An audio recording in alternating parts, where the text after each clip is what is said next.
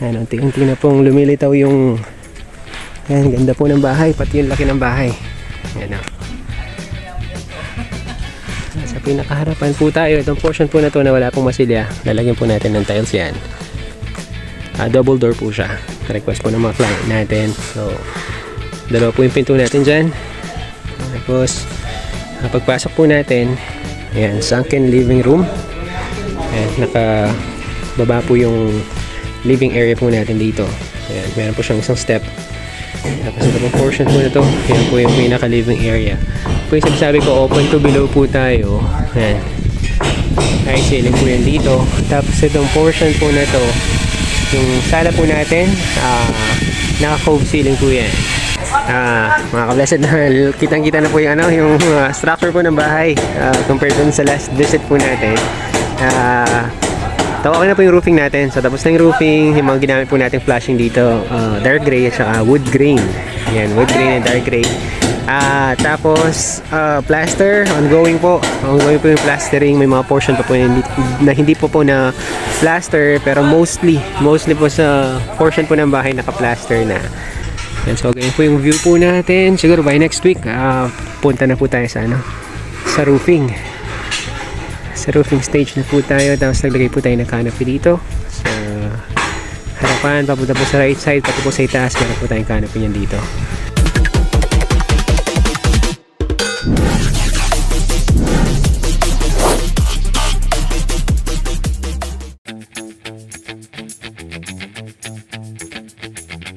Pinagpalang araw po sa bawat isa. Welcome back po sa ating channel and welcome back po sa Blessed Builders.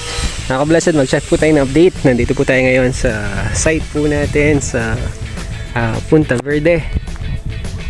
So ongoing po yung finishing natin at the moment. Papansinin po natin may mga na masilyahan na. Gumaganda na po yung hitsura po ng bahay since nasa finishing stage and tiling stage na po tayo. Ayan, sa may right side po tayo ngayon ng bahay. Nakaspandral na rin po yung bahay. Yan sa itaas. Tapos nakamasilya na po. Ito po yung right side portion po ng bahay. Yan, dahil po natin mga windows. Yan, parang natural light po. Yan, papasok po sa living area. At yung project po natin na ito, open to below po siya. Ibig sabihin po naka high ceiling po yung sala po natin. Check po natin yung progress. Pasok po tayo para makita rin po natin yung tile design na ginamit po natin dito. Unti-unti na pong lumilitaw yung ganda po ng bahay, pati yung laki ng bahay. Yan o. Sa pinakaharapan po tayo, itong portion po na to na wala pong masilya, lalagyan po natin ng tiles yan. So, pasok po tayo.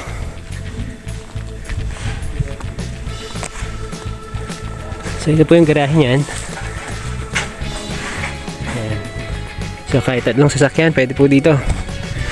Possible pong isang sedan, hatchback, tapos isang SUV pwede po dito, o kaya pickup truck sa portion po na to.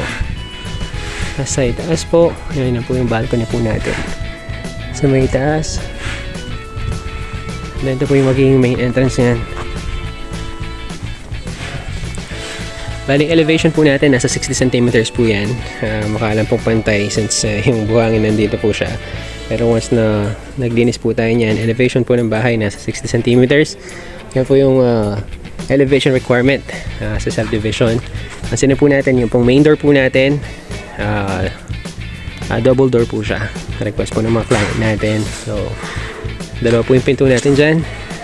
Tapos pagpasok po natin, ayan, sunken living room. Ayan, nakababa po yung living area po natin dito. Ayan, meron po siyang isang step. Tapos ito pong portion po na to, ayan po yung pinaka living area. Po yung sabi ko, open to below po tayo.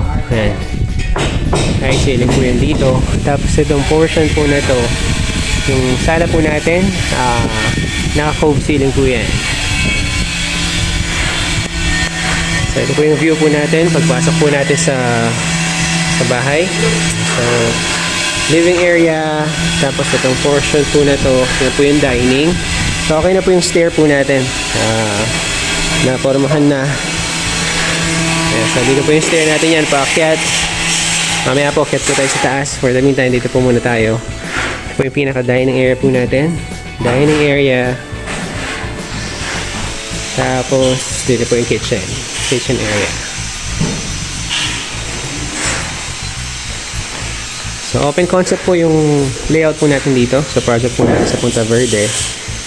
So, papansin po natin, dito po yung living, tapos dining area, and then dito po yung pinaka kitchen area po natin.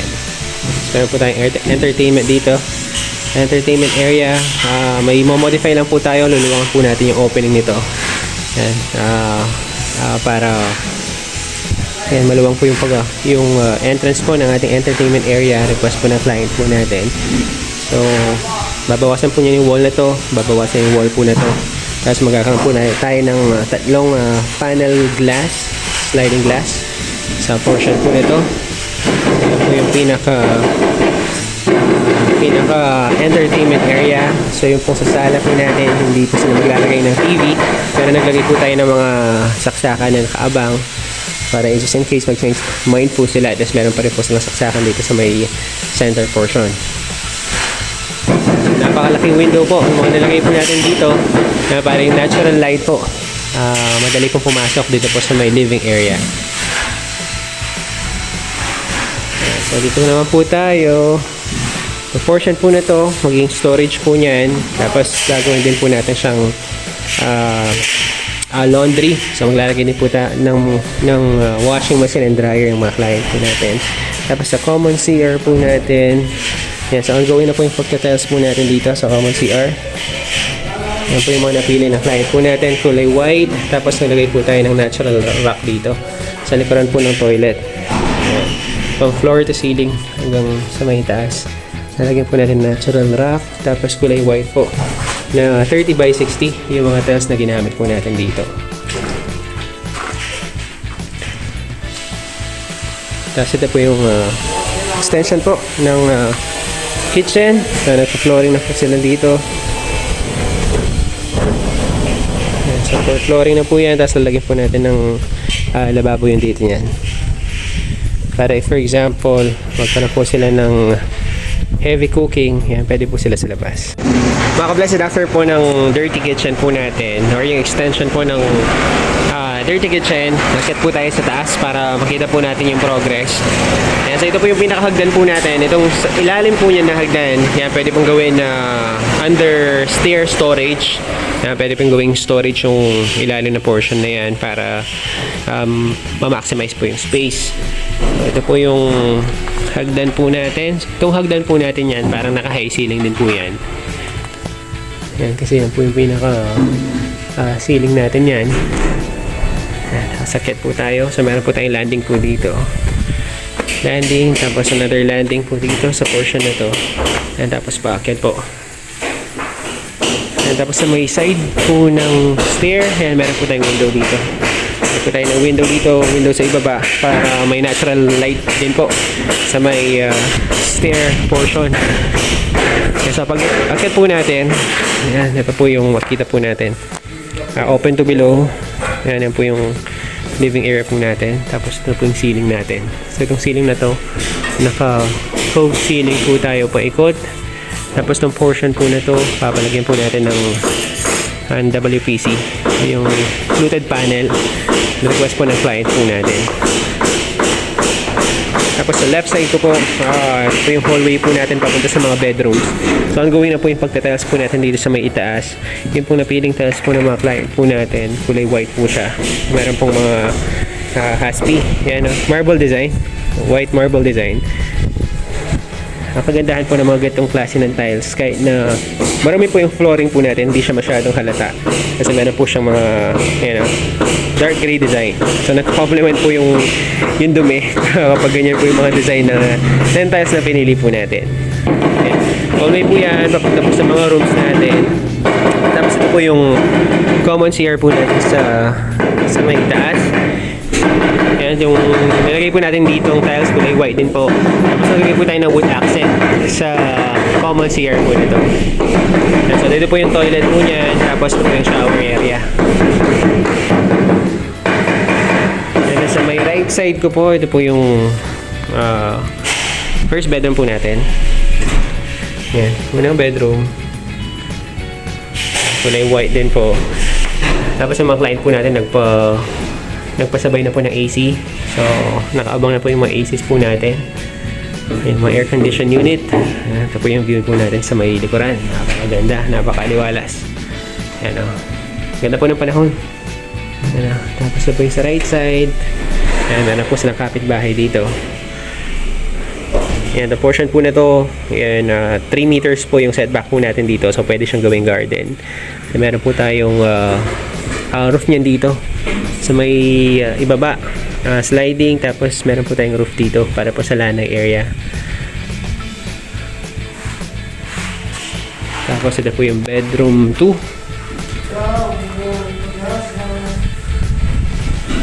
Yan, kulay white din po yung mga ginamit. So, second floor po, yung ganyan po yung mga tiles na ginamit po natin. Tapos sa may ibaba po, wood tile po yung ginamit natin. So, hindi pa po siya nalagay, pero once na nalagay po, papakita ko po sa inyo. Kulay gray po siya na wood tile.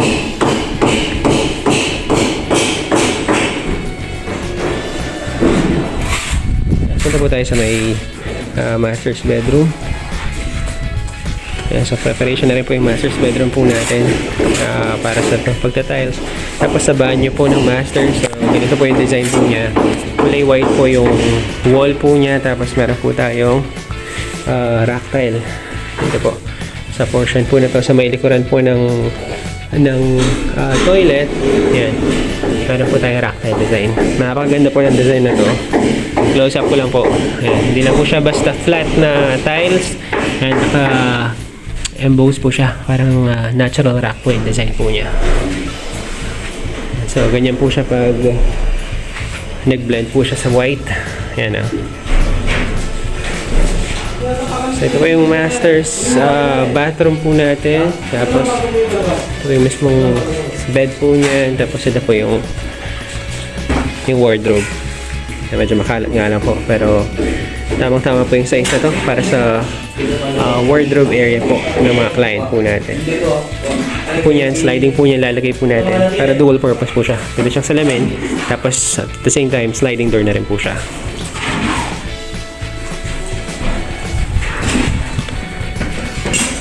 Tapos ito po yung balcony po natin. Medyo makalat lang. Yan. Hindi pa makita yung space talaga. Saka na po papakita pag medyo nalinis na po. Ito po yung view po natin from our balcony. Ayan, si Mount Arayat. Nandyan po. Mga ka-blessed, yan po muna yung pinakahuling update po natin sa site po natin sa Punta Verde. Proceed po tayo sa ibang site. Mga ka-blessed, ngayon naman po nandito po tayo sa site po natin sa may Concepcion. Mga ka-blessed, kitang-kita na po yung, yung structure po ng bahay compared dun sa last visit po natin. Okay na po yung roofing natin. So tapos na yung roofing, yung mga ginamit po natin flashing dito, dark gray at saka wood grain. Ayan, wood grain and dark gray. Tapos plaster, ongoing po yung plastering. May mga portion pa po na hindi po na plaster, pero mostly po sa portion po ng bahay naka-plaster na. Ayan, so lumilitaw na po yung view ng bahay. Ito po yung garahe po niyan, ang parking po natin. Tapos papansinin po natin medyo mataas po yung bahay since naka-elevate po tayo. Ito pa lang po yung flooring niyan. Ayan, ito pa lang po yung flooring, halos nasa 1 meter po yung elevation po natin dito. Since yung existing floor po niya o yung ground floor po niya, yan, halos pantay na po siya ng lupa. Ayan.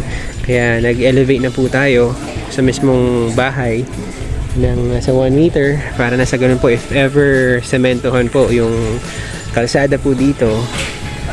Yan, meron naka-elevate na po yung bahay. Yan, naglagay din po tayo ng mga groove dito pa sa may taas para may accent po yung design po natin dito sa may taas. Tapos ito po, tiles po niya yun dito. Tiles po niya yun dito. Tapos naglagay din po tayo ng canopy dito. sa pinakaharapan po na portion ng bahay. So ito po yung parking area po natin. Ito po garden area. Medyo makalat pa nga lang po kaya hindi pa po natin masyadong ma-appreciate mga ka-blessed, pero once na nakapaglinis po tayo dito, yan, napakaganda po ng space po natin dito.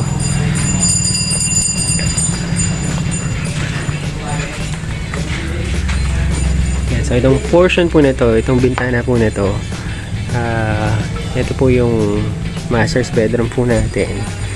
Yan, so ganyan po kataas, oh. Yan. Ito pa lang po yung pinaka-entrance po natin. Yan. So pagpasok po natin, makita po natin mga ka-blessed yung sala. So open concept po yung bahay dito o yung layout po natin. So pagpasok, sala, dining, tapos formal kitchen. Tapos meron po tayong cove ceiling yan dito sa portion po na to. Actually, pina-check ko po yung cove ceiling natin. Supposedly sa living area lang po siya, pero gagawin po natin, papa-extend na po natin hanggang dito sa may dining area para mas maganda po siyang tignan. Pagpasok po natin is buong cove ceiling po yung makikita po natin sa bahay. Tapos meron po tayong bar counter po dito. Bar counter sa portion po nito. Tapos ito po yung dining natin yan. Dining area. Sige ba? Yung mga lunch break po ng mga boys ngayon. Yan, grab the opportunity po para wala pang masyadong maingay sa site. Yan, kumakain po sila ngayon. Oras po kasi ngayon nasa alas 12. Yan. So ito po yung sinasabi ko, cove ceiling. Supposedly dito lang po siya, pero mas maganda po kung extend na po natin. So papa-extend po natin yan from living hanggang dito na po sa may dining area. Tapos yung mga rooms po natin, nandito po siya magkabilaan. Ito po yung master's bedroom po natin. Master's bedroom. Master's bedroom. Tapos ito po yung banyo po niya. May sarili pong banyo yung master's bedroom. Tapos yung bedroom 2 natin. Yan po, bedroom 2. Tapos ito po yung common CR po natin. Common CR, medyo makalat pa po. Pero eventually po, siguro by next week makapag-clean up na po tayo para sa preparation po ng tiling po natin. Kumakain na po yung mga boys. Sige. Sige, thank you. Ito po yung video da kayo na, okay mo? Sige, okay mo. Nabali ito po yung pinaka formal kitchen. Sige, thank you. Formal kitchen po natin. Ayan, bali itong portion po nito, extension po yan. Ito po yung extend po natin sa bahay. Papunta po yan sa dirty kitchen. So ito po yung dirty kitchen po natin yan. Napakaluwang ng dirty kitchen. Ayan, so spandal din po natin ito yan. And tapos open po yung pinaka dirty kitchen po niyan. Ayan. So meron po tayong space po dito. Yan, itong portion po na to. Ayan, may space pa tayo. Tapos itong wall po na to, aalisin po niyan. Itong wall po na to para mas maaliwalas po yung dirty kitchen po natin. So ito po yung view po natin. If nasa dirty kitchen po tayo, tapos ito po yung pinaka side po ng bahay, papunta po yan sa may garden po natin sa harapan. Yan, so open lang po, no? Open lang po yung dirty kitchen po natin. Ito rin po yung magiging laundry po niyan. Tapos yung pong gutter po natin dito, yan, nag-adjust po tayo ng size, nilagyan po natin siya since inner gutter po siya. Tapos stainless gutter po yung ginamit po natin dito since naka firewall na po tayo sa may side. Yan mga blessed. Tapos ito po yung third bedroom po natin. Yan, pangatlong bedroom. Yan, nagla-lunch na po yung mga boys. Yan, bali yung pong project po natin dito. So 3 bedrooms, 2 bathroom po siya. Tapos meron po tayong dirty kitchen, and meron po tayong garahe sa may harapan. Mga ka-blessed, yun po muna yung pinaka-update po natin sa site po natin sa Concepcion. Yan, proceed po tayo sa ibang site.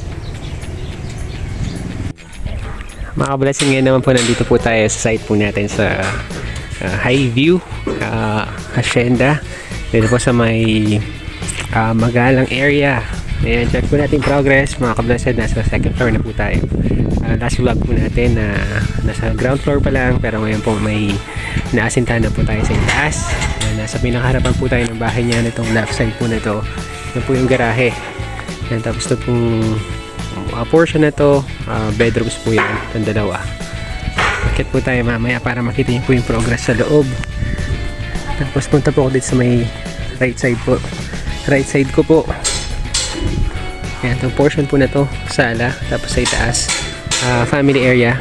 So open po yung taas niyan. Check po natin mamaya. And then sa gilid, meron po tayong balcony dito. Balcony. Tapos sa ibaba po, dirty kitchen. Extension po ng kitchen po natin. Yan, so ganyan po yung view po natin. Siguro by next week, punta na po tayo sa sa roofing. Sa roofing stage na po tayo. Tapos naglagay po tayo ng canopy dito. Sa harapan, papunta po sa right side, pati po sa itaas, meron po tayong canopy yan dito. Papunta sa right side. Yan, so konti na lang. Konti na lang po. By next week, once na roofing na po yan, makikita na po natin yung view po ng bahay in totality na yung structure po niya. At papasok tayo para makita po natin yung progress sa loob. So one car parking po yung po nilagay po natin dito, since hindi po ganoon talaga kaluwang yung space po ng lot.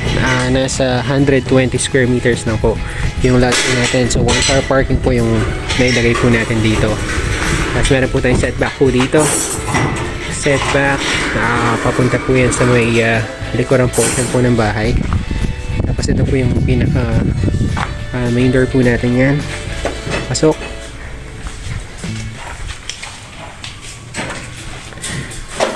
Ayan, pagpasok po, yung makita po natin living area. Living area. Tapos yung dining po natin, dito po siya. Dining and then yung kitchen. So open concept po siya, open na po yung layout po natin yan dito. Dining, then kitchen. Tapos na po yung back door po natin. Papunta po yan sa informal kitchen o yung dirty kitchen po natin. So maglalagay po tayo ng dirty kitchen dito para may extension po yung formal kitchen po natin. So itong portion po na to, yun po yung pinakalababo po natin.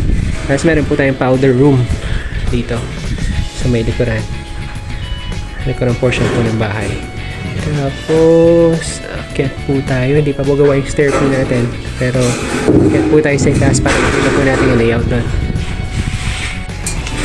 Kaya mga ka-blessed, din po yung hagdan po natin yan. So from ibaba, akyat po tayo dito, tapos may landing dito, tapos paakyat. Yan, tapos pag akyat po natin sa itaas, ayan, ito po yung layout po natin. Yung portion po na to, ito po yung common CR po natin sa itaas. Tapos meron po tayong access dito sa may balcony, yung nakita po natin kanina, balcony. Tapos ito po yung family area po natin. Yan, family area, TV wall, tapos yung sofa, pwede po siya dito. Tapos meron po tayong window dito. Yan. So, dalawang window, yan, magkabilaan, para may view pa rin po tayo dito sa pinaka front ng bahay. Punta po ako dito para makita nyo po yung view. So ayan po yung ito po yung hagdan. Tapos meron po tayong dalawang bedroom dito. Bedroom 1, tapos bedroom 2, tapos yung masters po natin nasa ibaba. Check po natin yung mga rooms dito. Ito po yung room sa pinakaharapan. Kaya meron po tayong dalawang window dito.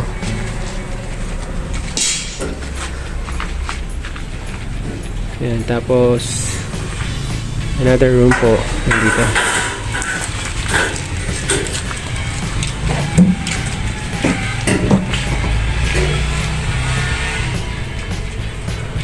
Ayan, bali yung nasa ibaba po nito, yun po yung pinaka master's bedroom po natin. Yan, so at the moment po nagbibim na po tayo for second floor. Yan, nagbibim na po tayo. Tapos after few days po bubuhusan po yan. Tapos transition na po tayo sa roofing stage.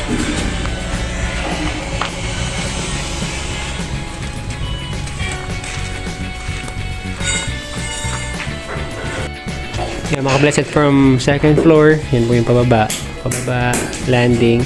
Tapos, ito po yung dulo ng stair niyan. Tapos, sa dulo po ng stair, ito po yung pinaka-master's bedroom po natin. Sa master's bedroom, tapos may sarili po siyang banyo. Yan, dyan po yung banyo po natin sa masters. Nangyari po from our masters, yan, pag labas po natin, yan, since open layout, makita na po natin lahat. Dito po yung sala, tapos dining, tapos yung kitchen po natin, dito po siya. Mga ka-blessed, yan po muna yung mga pinakahuling updates po natin sa mga sites po natin. Maraming salamat po for tuning in sa ating pong vlog ngayong araw. Mag-ingat po tayong lahat at pagpalain po tayo ng Panginoon.